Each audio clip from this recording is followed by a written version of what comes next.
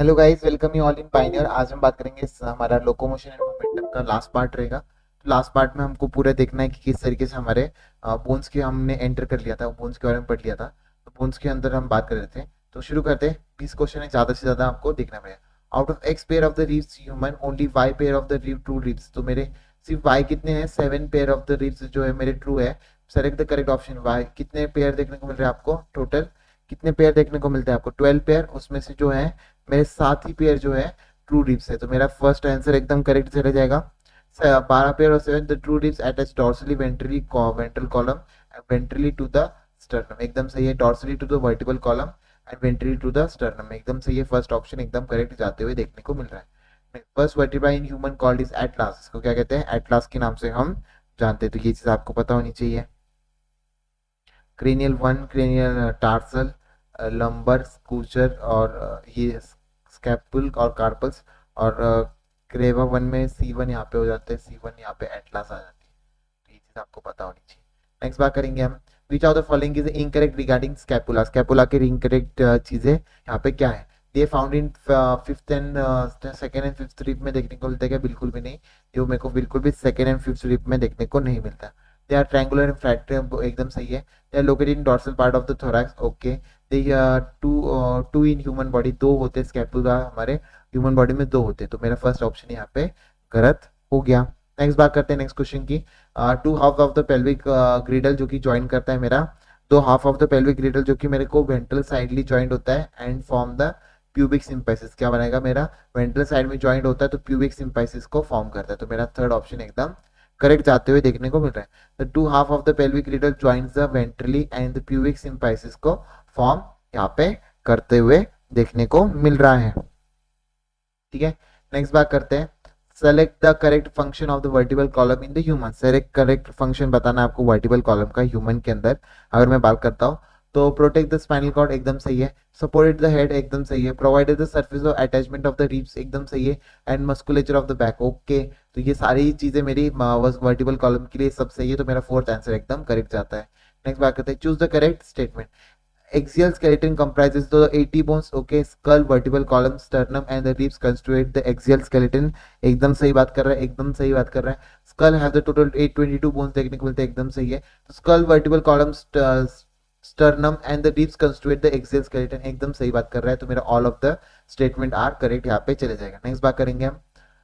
The last two pairs and the ribs are names by the floating ribs because, क्योंकि जो है मेरी free होती है और ना वो स्टर्नम से अटैच होती है, सिर्फ वर्टिबल कॉलम में फ्लोट कर रही होती है, फ्लोट इन आवर बॉडी। तो क्या हो रहता है? There sternum remains in free and do not even reaches to the sternum, एकदम सही बात कर रहा है मेरा। The sternum attach to 7 pair, बिल्कुल भी नहीं। The sternum where attach to the sternum directly नहीं, float on the body cavity. तो 2 pair of the rib floating rib, float body cavity के अंदर फ्लोट देखने को मिलता है क्या? हाँ, बॉडी कैविटी में फ्लोट भी कर रहा है पर अटैच रहती है मेरी वर्टिकल कॉलम से, ये चीज तो याद रखने वाला। Human have the dicondylic span, एक स्कल है, एकदम सही बात कर रहा है। Skull region is articulate with the superior region, okay. मेरा स्कल रीजन है आर्टिकुलेट करता है सुपीरियर रीजन को। तो ये मेरी दोनों भी बात एकदम सही बात कर रहा है। तो both human, both assertion reason are correct and reason is the correct explanation for the assertion.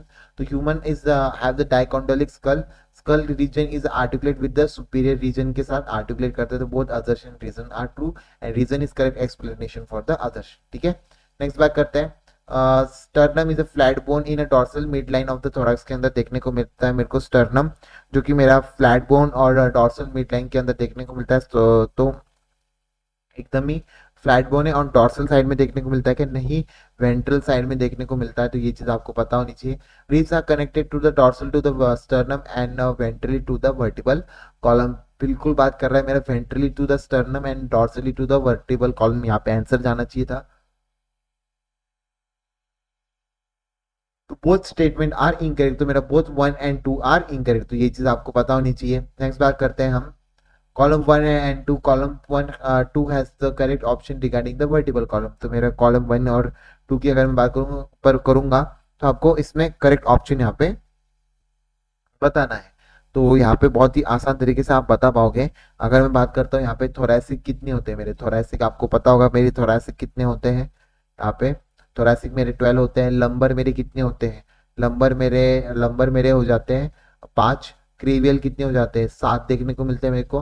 और स्कारल्स जो कि मेरा 1 फ्यूज्ड होता है, तो मेरा एकदम सही चले जाएगा। सेकेंड ऑप्शन देखने को मिल रहा है मेरे को। थोरेसिक मेरे 12 होते हैं, लंबर मेरे 5 होते हैं, स्क्रेवियल सर्वाइकल मेरे 7 होते हैं, स्कारसल जो कि मेरे 1 फ्यूज्ड होते हैं। तो मेरा एकदम सही तरीके से सेकेंड ऑप्शन एकदम करेक्ट आंसर देखने को मिल रहा है। Which of the following is are involve in the formation of the acetabulum, कौन सा चीज है फॉर्मेशन ऑफ द एसिटाबुलम में आती है? तो all of the ischium, ilium, ischium और प्यूबिस सारे ही आते हैं इसके अंदर एसिटाबुलम बनाने के लिए। तो मेरा ऑल ऑफ दिस आंसर यहाँ पे जाते हुए देखने को मिल रहा है। नेक्स्ट बात करते हैं, match the following largest and heaviest vertebra देखने को मिलती है। कौन सी होती है मेरी लार्जेस्ट और हेवी वर्टिब्रा? लंबर होती है। कौन सी होती है? लंबर होती है। उसके बाद बात करता हूं मैं, इसके बाद अगर मैं बात करूंगा तो स्ट्रॉन्गेस्ट लॉन्गेस्ट बोन आपको देखने को मिलता है फीमर ही होगा। स्मॉलेस्ट बोन जो कि आपका स्टेप्स होता है, और वीकेस्ट बोन जो कि फैबुला होता है। तो इस तरीके से आप देख लेना, आपका फोर्थ आंसर एकदम सही जगह देखने को मिल रहा है मेरे को। तो आपका स्ट्रॉन्गेस्ट बोन फेमर है, वीकेस्ट बोन आपका जो है फैबुला है, और स्मॉलेस्ट बोन जो है मेरा स्टेप्स देखने को मिलता है। लार्जेस्ट हेवीएस्ट वर्टिब्रा कौन सी होती है? मेरी लंबर होती है। तो इस तरीके से आपको आंसर करना है। नेक्स्ट क्वेश्चन देखते हैं। The cricket player is the fastest chasing a ball in a field. Which one of the following group of the bone are directly contribute in this movement? तो मेरा कौन से जो चीजें हैं मेरी कंट्रीब्यूट करेगी मूवमेंट में? तो मेरे टार्सल, क्रिकेट प्लेयर की अगर मैं बात कर रहा है तो यहाँ पे क्या क्या चीजें यहाँ पे कंट्रीब्यूट कर रही है मूवमेंट में? तो टार्सल, फीमर और मेटाटार्सल और टीबिया।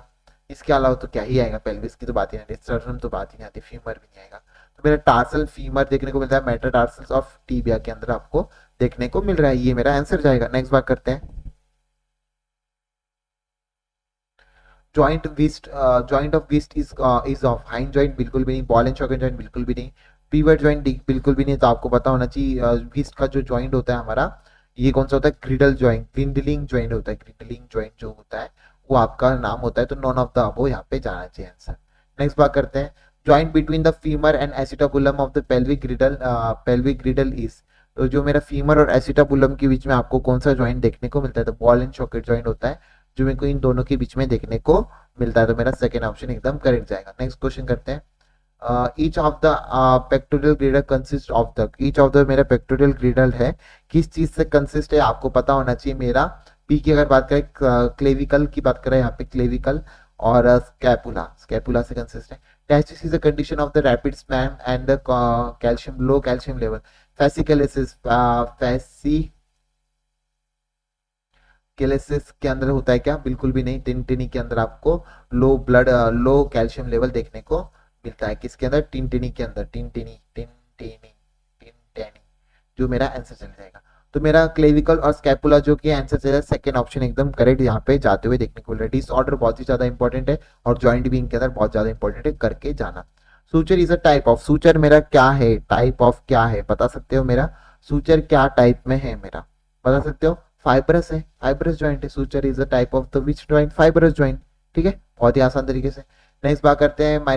माइस्थीनिया ग्रेविस का ऑटो इम्यून डिसऑर्डर है। क्या बोल रहे हैं मेरे को? करेक्ट स्टेटमेंट बताना है। ऑटो इम्यून डिसऑर्डर है which is inhibit the sliding of the myosin filament, बिल्कुल भी नहीं। गॉट जो कि inflammation of joint during the extra deposition, नहीं, कैल्शियम लेवल का कम होने की वजह से। मस्कुलर डिस्ट्रोफी अगर मैंने बात करूं, एज रिलेटेड शॉर्टिंग, बिल्कुल भी नहीं। ऑस्टियोपोरोसिस होता है। ऑस्टियोपोरोसिस जो decreasing bone mass and higher change in the feature with the advising age, एकदम सही है। तो मेरा फोर्थ आंसर एकदम सही जाते हुए देखने को मिल रहा है। नेक्स्ट बात करेंगे हम। Girdle joint is a important gliding joint movement of the example of such joint is known as, अब भी देखा हमने कि ग्रिंडलिंग जॉइंट जो है हमारे किसके बाद में बात कर रहा है? कार्पल्स के बारे में बात कर रहा है। फर्स्ट ऑप्शन एकदम करेक्ट जाते हुए देखने को मिलेगा। नेक्स्ट बात करते हैं हम। Tetanus is associated with the muscle twitch, बिल्कुल भी नहीं। Tetanus is rapid spasming in the muscle due to the low calcium level, बिल्कुल भी नहीं। टिंटेनस की तो बात यहाँ पे आती ही नहीं है। ठीक है, इस तरीके से आपको याद रखना है। तो बोथ अदर्शन एंड रीजन आर फॉर्स यहाँ पे चले जाएगा। तो इसी के साथ आपका पूरा लोकोमोशन एंड मोमेंटम खत्म होता है। तो thank you so much guys. थोड़ा सा एनर्जी कम लगा हुआ क्योंकि बहुत दिनों से अभी मैं लेक्चर रिकॉर्ड कर रहा था, बहुत सारे लेक्चर अभी रिकॉर्ड किए। तो thank you so much, see you in next video. अगर आपको बहुत अच्छा लग रहा होगा ये जो हमारी क्वेश्चन प्रैक्टिस जो हम कर रहे हैं, तो please do like, comment and subscribe. ठीक है guys, thank you so much.